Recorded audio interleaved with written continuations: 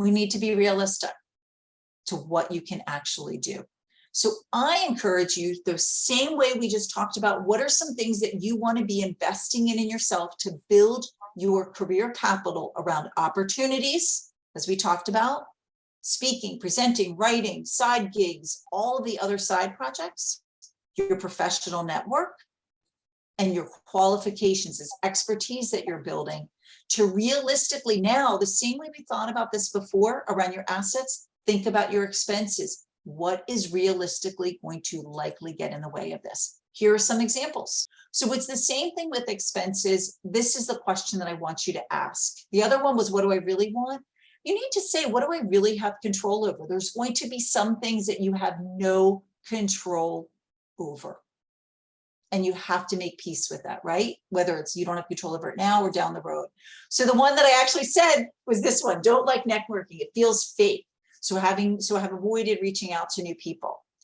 I'm going to actually, just before I go into some of the ways that you can do this, is just kind of give you a little bit of the psychology behind that. Again, I'd like people to understand that so much of this comes from research and science. So we're not that far removed from Neanderthal times, right? People lived in tribes. People lived together. We don't want to be ostracized, because in tribes, if we were ostracized, that meant death.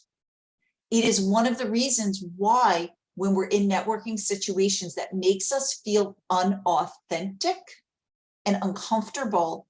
We have the same physiological reaction of that fight, flight, or freeze, right? We're in a panicked mode because we're so worried. My God, if I go over, I mean, we've all had this, we're at a networking thing, there's a group of people, and it's like, I can't go into that group of people. They're not my tribe of people. I feel really uncomfortable. Your heart's racing. You feel, it just feels awful, right? So it's a biological reaction. Some people love doing that, right? So you want to think about ways you can do that that feel authentic. Here are some things. Focus on getting to know people better that you already know. Start with people that you already know. I'm sure that there's people that are in your network that you might not even understand what they do professionally that might be of interest to you. So that's an easy one that feels safe. I love this, as I like talking to people that sit next to me. I'm not as extroverted as people think, but I'm a fairly extroverted person. I do not like networking events. I don't like, generic networking events. So if I'm at an event, I'm always very mindful of who I'm sitting next to, because I want to sit next to people that feel like they're friendly and I'm going to be able to talk to them.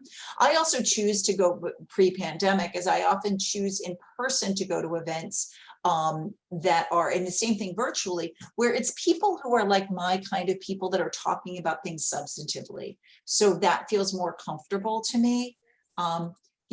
Ask people I know to introduce me to people with similar backgrounds. That sometimes makes that ask feel easier. To the person who asked that question. Yep. Mm-hmm. I was just going to say, Denise, one other thing that I've seen that works really well is when you go to an event, challenge yourself to learn something new about somebody there who you don't know. Yeah. Because, and it's one of those things that people feel like, oh, I need to know everything. I need to know about this field or that. All you need to know is to ask somebody, what brings you here? Or one of my favorite things is, sometimes, I'm sure we all have this, where we're at networking events and I feel like, oh my God, I'm not really sure what that person's saying, or I don't really understand what they do. My favorite thing is I go, tell me more. And then I just sit and I listen to somebody, and they think I am the best conversationalist when they're doing all the talking. And you're just learning about people. It alleviates my nerves. It's easier to talk to people in simple things, from a networking perspective, and people know this, if you're in line for food, or if you're standing in line at the bar, I drink a lot of water at those events. I'm not a big drinker, so I'll just go back and forth and get water, because it makes it easier for me to not be standing by myself. So again, think about things that feel authentic to you in this way. I actually think some introverted people often say, oh, it's awful. I actually think you're some of the best networkers. And I'm doing informational interviews for people like that, because you tend to be really great listeners and do a lot of research in advance. So you're just fully present in those moments. So it's finding things that work for you. And again, knowing who you are realistically is so critical.